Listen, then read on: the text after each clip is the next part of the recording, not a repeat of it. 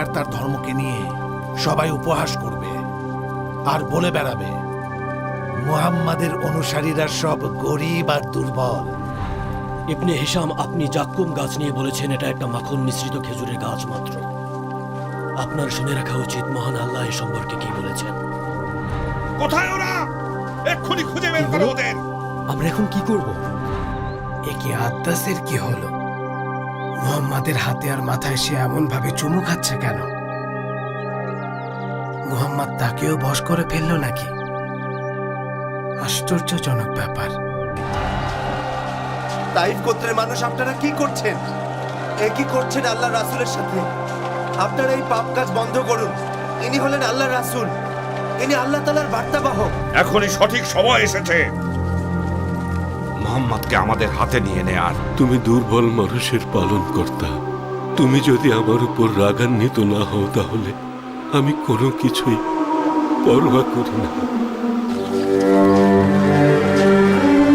এসব কি আব্বাস?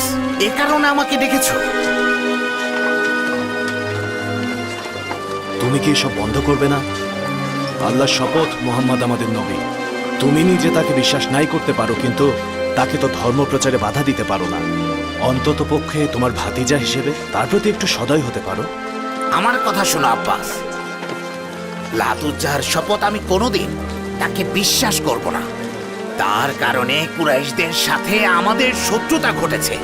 মনে হচ্ছে আরবের সবাই হাশিম গোত্রের সাথে যুদ্ধ বাঁধাবে আর আমাদের খুন করবে। আরবের সবাই তোমার ভাতিজার কারণে আমাদের সবাইকে আরো সম্মান করবে। প্রতিদিন তো কত নতুন নতুন নিদর্শন দেখতে পাচ্ছি। তার ধর্মের আহ্বান আমাদেরকে আলোকিত করছে। তুমি কি এসব বন্ধ করবে না? আবু তালিব মারা গেছে, হাশিম গোত্র বেঁচে আছে। মোহাম্মদকে শত্রুর হাতে তুলে দিব না। তুমি কি এসব নিয়েই থাকবে আব্বাস? কাবার মালিকের শপথ। আব্বাস পাগল হয়ে গেছে, তাকে মোহাম্মদ জাদু করেছে, মাথা খারাপ হয়ে গেছে ওর। শুনুন খাজরাজগণ, আপনাদের কি মনে আছে নবী মোহাম্মদ সম্পর্কে সুয়াইদ ইবনুস সামিদ আসলে কি বলেছিলেন? বলেছিলেন উনি বোয়াতের যুদ্ধে মারা যাবার আগেই সেই নবীর আগমন হবে হাশিম গোত্র থেকে। আপনারা জানেন সুয়াইদ লুকমান আলাইহি ওয়াসাল্লাম সম্পর্কে ধর্মীয় গ্রন্থে যা লেখা ছিল তাও বিশ্বাস করতেন। তিনি বলেছেন মোহাম্মদ সত্যের ধর্ম এনেছেন। ওই দেখুন কে আসছেন।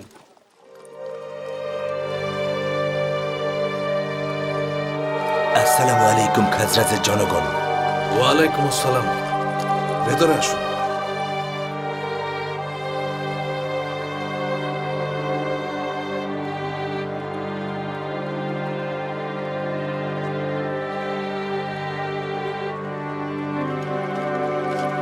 আমার নাম যায়েদ ইবনুল হারিস। আমি মুহাম্মদ ইবনে আব্দুল্লাহ ইবনে আব্দুল মুত্তালিবের অনুগত দাস, যিনি হাশিম গোত্রের নবী। আল্লাহ রাসূল আপনাদের সবার উদ্দেশ্যে কিছু বলতে চান। অবশ্যই, চলুন বসা যাক। আমরা অত্যন্ত আনন্দিত আপনাকে পেয়ে মোহাম্মদ। আব্দুল মুত্তালিব বংশের সন্তানেরা আমাদের বোনের সন্তান, আর আমরা আপনার চাচা। আল্লাহর শপথ, আপনি সমগ্র আরবদের জন্য গৌরব নিয়ে এসেছেন। আল্লাহর রাসূল মুহাম্মদ সাল্লাল্লাহু আলাইহি ওয়াসাল্লাম বলেছেন, মহান আল্লাহ তাকে নবী হিসেবে পাঠিয়েছেন যেন মানুষ এক আল্লাহর উপাসনা করে, মূর্তি পূজা থেকে বিরত থাকে আর অন্যায় কাজ থেকে দূরে থাকে। তিনি মানুষের জন্য সত্যের পথপ্রদর্শক এবং একমাত্র আল্লাহর আদেশ মোতাবেক চলে। আল্লাহ ওনাকে প্রকাশ্যে ইসলাম প্রচারের এবং বাণী পৌঁছানোর নির্দেশ দিয়েছেন। আল্লাহর শপথ মোহাম্মদ, ইয়াসরিবের শহরের ইহুদিরা বারবার সতর্ক করছিল একজন নবীর আগমন হবে আর তার আগমন সন্নিকটে। এমনকি তারা বলতো সেই নবীকে নিয়ে আমাদের বিরুদ্ধে যুদ্ধ করে সবাইকে মেরে ফেলবে। ভাইয়েরা আমার, ইনি সেই নবী যার জন্য ইহুদিরা আমাদেরকে হুমকি দিয়ে আসছিল। তাই তাকে আপনারা অনুসরণ করুন। আপনি আমাদের জন্য কি বাণী নিয়ে এসেছেন? তিনি আপনাদের সাক্ষ্য দিতে বলেছেন, লা ইলাহা ইল্লাল্লাহু ওয়া আশহাদু আন্না মুহাম্মাদান রাসূলুল্লাহ। আশহাদু আল্লা ইলাহা ইল্লাল্লাহ ওয়া আশহাদু আন্না মুহাম্মাদান রাসূলুল্লাহ। আল্লাহর রাসূল বলেছেন, এত অল্প সময়ের মধ্যে কোনো মানুষই এখন পর্যন্ত ইসলামের আলো গ্রহণ করেননি।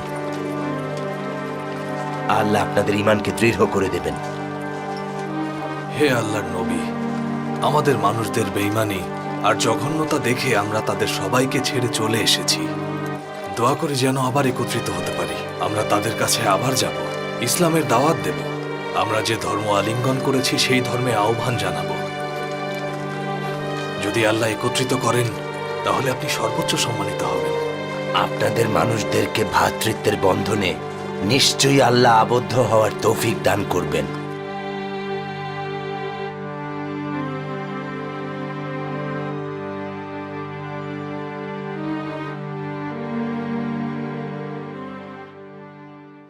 কি হয়েছে আপনার আসাদ? মনে হচ্ছে কিছু বলতে যাচ্ছেন।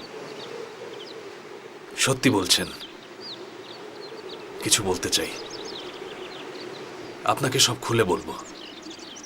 বসুন এখানে, এখানে বসে আমরা কথা বলি। উবাদা, বলুন ইবনে জারাহ। উবাদা, আমরা আসলে হজ করতে মক্কায় গিয়ে আল্লাহর রাসূল মুহাম্মাদের সাথে দেখা করে এসেছি। হাশিম গোত্রের মোহাম্মদ, যিনি নিজেকে নবী বলে দাবি করেন? তিনি সেই আল্লাহর রাসূল সাল্লাল্লাহু আলাইহি ওয়াসাল্লাম, তার মাধ্যমে পাঠানো আল্লাহর বাণী আমি বিশ্বাস করি। আমি সাক্ষ্য দিচ্ছি আল্লাহ ছাড়া কোনো মাবুদ নেই। মুহাম্মদ আল্লাহর রাসূল। তিনি কিসের আহ্বান জানাচ্ছেন? আমাকে খুলে বলুন আসাদ। একমাত্র আল্লাহর ইবাদত করতে, মূর্তি পূজা থেকে বিরত থাকতে, অন্যায় ও পাপ কাজ থেকে দূরে থাকতে, ভালো কাজকে আলিঙ্গন করতে। আল্লাহর শপথ উবাদা, এটাই সত্য ধর্মের আহ্বান। শুধুমাত্র এটাই আপনাকে শান্তি দিতে পারে। আপনি জানেন, মানাত সমুদ্রের পাশে পাওয়া একটা সাধারণ পাথর মাত্র, যে পাথর আমাদের কল্যাণ বা ক্ষতি করার কোনো ক্ষমতা নেই। আপনার কি মনে আছে ইবনুল তাইহানের কথা, যখন তিনি মৃত্যু মুখে পতিত হয়েছিলেন? ইহুদিদের বলে গিয়েছিলেন একজন নবীর আগমন সন্নিকটে। আল্লাহর শপথ উবাদা, তিনিই সেই নবী। আপনার কথা সত্যি বিশ্বাসযোগ্য। অপেক্ষা কিসের? আল্লাহর প্রতি ঈমান আনুন। কি বলতে হবে আমাকে? বলুন, আশহাদু আল্লা ইলাহা ইল্লাল্লাহ আশহাদু আল্লা ইলাহা ইল্লাল্লাহ ওয়া আশহাদু আন্না মুহাম্মাদান রাসূলুল্লাহ ওয়া আশহাদু আন্না মুহাম্মাদান রাসূলুল্লাহ। খাজরাজ গোত্রের মানুষেরা সবাই নিজেদের ভূমি ইয়াসরিবে ফিরে যাবার পর আল্লাহর প্রিয় রাসূলের কথা সবার ঘরে ঘরে পৌঁছে দিলেন আর ইসলামের দাওয়াত দেয়া শুরু করলেন।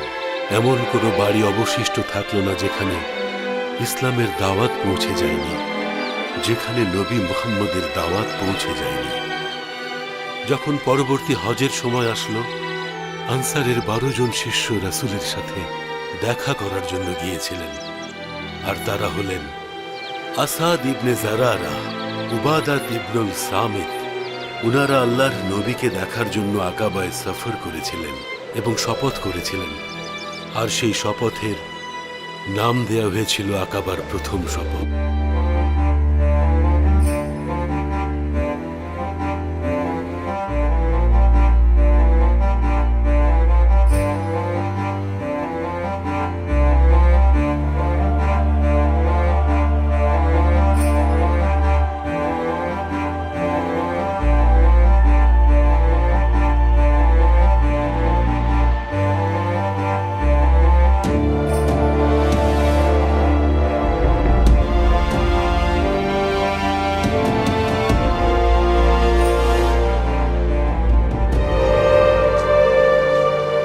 আমরা আপনাকে পেয়ে অত্যন্ত খুশি আল্লাহর রাসূল। আমরা আপনাকে ইয়াসরিব সম্পর্কে একটা সুখবর জানাতে চাই। আমরা ইয়াসরিবের প্রত্যেকটা ঘরে গিয়ে ইসলামের দাওয়াত আর রাসূলের বার্তা দিয়েছি। আল্লাহর রাসূল মুহাম্মদ সাল্লাল্লাহু আলাইহি ওয়াসাল্লাম বলেছেন, আল্লাহর কাছে দোয়া করি আপনাদের ঈমান আরো দৃঢ় হোক। হে আল্লাহর রাসূল, আমরা আপনাকে সরাসরি দেখার আগেই আপনার উপর ঈমান এনেছি। আমরা এসেছি আপনার আদেশপ্রাপ্ত বাণীগুলো মেনে চলার অঙ্গীকার নিয়ে। আল্লাহর রাসূল মুহাম্মদ সাল্লাল্লাহু আলাইহি ওয়াসাল্লাম বলেছেন, আপনাদের শপথ নিতে যেন বেঁচে থাকতে কোনোদিন আল্লাহ ব্যতীত কারো উপাস্য কেউ না করেন। চুরি করবেন না, ব্যভিচারে জড়াবেন না, কন্যা সন্তানদের হত্যা করবেন না, কাউকে জেনে শুনে অপবাদ আর মহান আল্লাহর আদেশ অমান্য করবেন না। আপনারা যদি আপনাদের শপথ ঠিক রাখতে পারেন তাহলে আল্লাহ জান্নাতের সুসংবাদ দিচ্ছেন। আর এগুলোর কোনোটা যদি অমান্য করেন, মহান আল্লাহ স্বয়ং আপনাদের বিচার করবেন। তিনি যদি ইচ্ছা করেন আপনাদেরকে ক্ষমা করবেন। আপনার কাছে অঙ্গীকার করছি হে আল্লাহর রাসূল, আপনি যে আদেশপ্রাপ্ত হয়েছেন তা বিশ্বাস করব, আপনাকে ছুঁয়ে প্রতিজ্ঞা করব। আল্লাহর রাসূল খাজরাজদের সাথে মুসাব ইবনে উমাইরকে পাঠালেন। মুসাব ইবনে উমাইর তাদের শিখিয়েছিলেন কিভাবে পবিত্র কুরআন তিলাওয়াত করতে হয়, আর শিখিয়েছিলেন ইসলামের রীতিনীতি আর কোনটা হালাল কোনটা হারাম।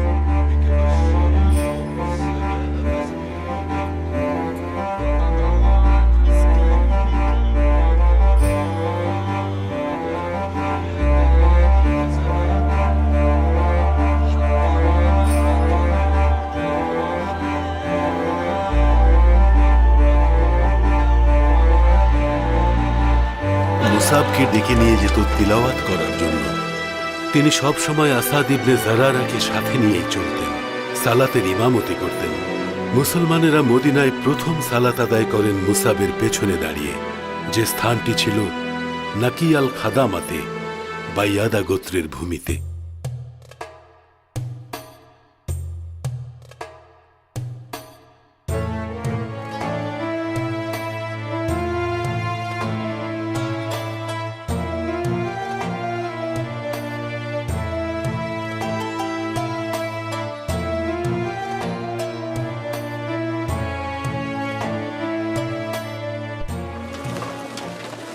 তোমরা কি শুনেছ যে মুহাম্মদ সবাইকে কি বলে বেড়াচ্ছে?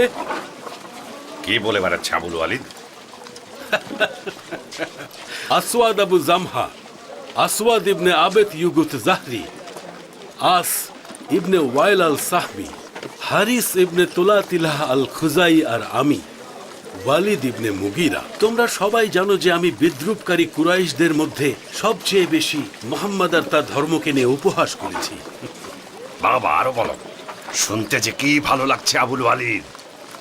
মুহাম্মদ ঘুরে ঘুরে বলে বেড়াচ্ছে যে সে নাকি এক রাতের মধ্যে মক্কা থেকে বাইতুল মুকাদ্দাসে ভ্রমণ করে এসেছে, তারপর নাকি সে সপ্তম আসমানে আরোহণ করে আবার ফিরে এসেছে যখন মক্কাবাসী ঘুমে মগ্ন ছিল। বাইতুল মুকাদ্দাস থেকে সপ্তম আকাশে আরোহণ, তাও এক রাতের মধ্যে? আমার জীবনে আমি মুহাম্মাদের মতো এমন মিথ্যকার কাউকে দেখিনি। এটাও কি সম্ভব? আরে ওই তো আবু বকর আসছে। আবু বকর, তুমি কি মুহাম্মাদের ওইসব বানোয়াট গল্প বিশ্বাস করো? তোমার বিশ্বাস হয় মুহাম্মদ এক রাতের মধ্যে মক্কা থেকে বাইতুল মুকাদ্দাসে ভ্রমণ করে আবার নাকি ফিরে এসেছে? বলো। তিনি যদি এসব বলে থাকেন তাহলে অবশ্যই সত্য। আল্লাহর শপথ, তিনি সত্য ভিন্ন মিথ্যা বলেন না। তোমার হয়েছে কি আবু বকর? তোমাকে তো আমি একজন বিজ্ঞ আর বুদ্ধিমান ব্যক্তি হিসেবে জানতাম, আর তুমি কিনা এসব অবান্তর জিনিস বিশ্বাস করছো? তিনি কখনোই উদ্দেশ্য হাসিলের জন্য অবান্তর কিছু বলেন না।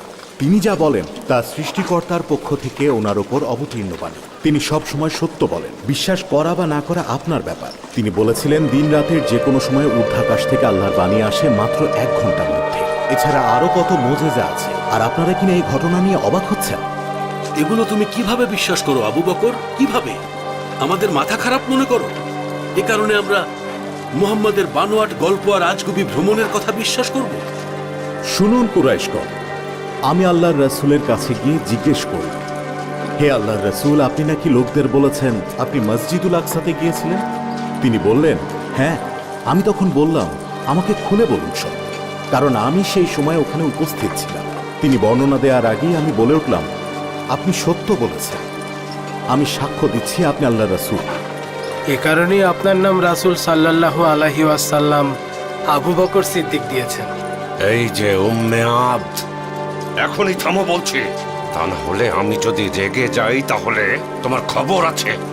আল্লাহর শপথ, আল্লাহর পথে থেকে আমি কাউকে বিন্দুমাত্র ভয় পাই না, তাই আল্লাহর রাস্তায় 1000 বার আঘাত পেতে আমি সর্বদা প্রস্তুত আছি। তাহলে তার কিছু অনুসারী আজগুবি ভ্রমণের কথা শুনে কেন তাকে ছেড়ে গেল? মহান আল্লাহ তাআলা বলেছেন, স্মরণ করুন রব মানুষকে পরিবেষ্টন করে আছেন। যে দৃশ্য আপনাকে দেখিয়েছি বা কোরআনের সেই অভিশপ্ত বৃক্ষ যা মানুষের পরীক্ষার জন্য ভীতি প্রদর্শন করে, কিন্তু এটা তাদের তীব্র অবাধ্যতাই বৃদ্ধি করে। কি বলছো এসব? পাগল হয়ে গেছো নাকি তুমি? ঊর্ধ্ব আকাশে সেই ভ্রমণের কোনো প্রমাণ দেখাতে পেরেছে? ওই যে তোমার বন্ধু এসে গেছে।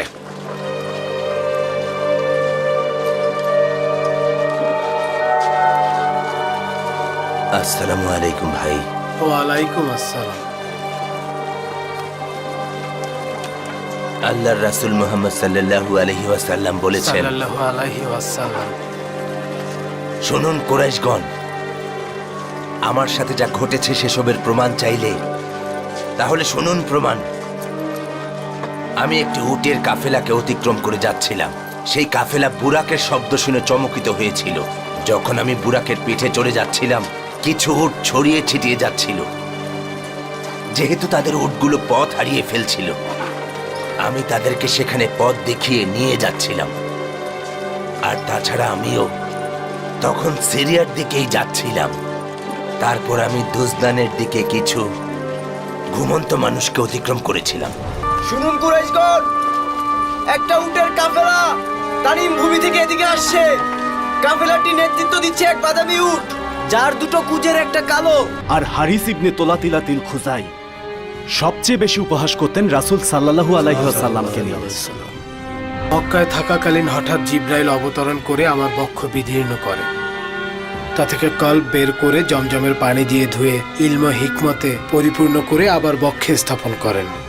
বোরাক শ্বেত রঙের একটি প্রাণী, যা আকারে খচ্চর থেকে ছোট কিন্তু গাধা থেকে বড়, আর এতই দ্রুতগামী তার কদম সেখানেই পড়ে যেখানে তার দৃষ্টি পতিত হয়।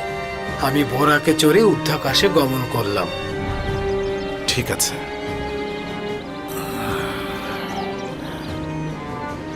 বলুন কি বলতে চান। মহান আল্লাহ যখন কোনো জাতিকে পথ দেখাতে চান তখন তিনি সেই জাতির কল্যাণের জন্য রাসূল পাঠান।